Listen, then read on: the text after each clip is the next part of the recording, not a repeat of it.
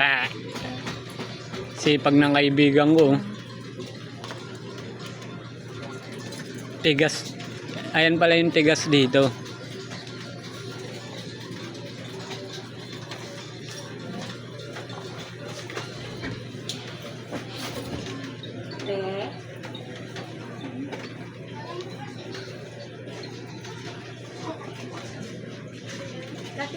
Oh.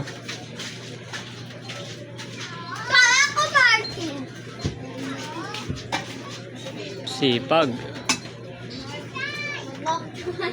Ladies first. Oh.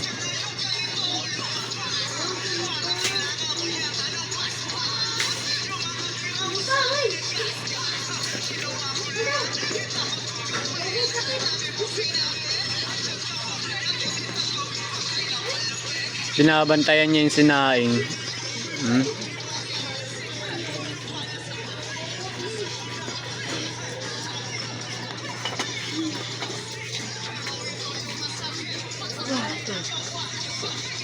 Sipag nila ya guys. Siya yung nag-aasikaso ng pagkain nila eh. Oh. Ano ulam nyo? Yan lang.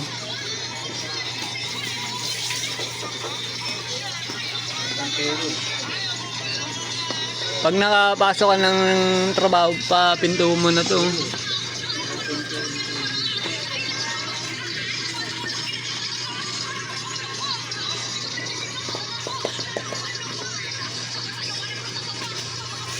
Nandito pala ako ngayon sa labas nila Laya.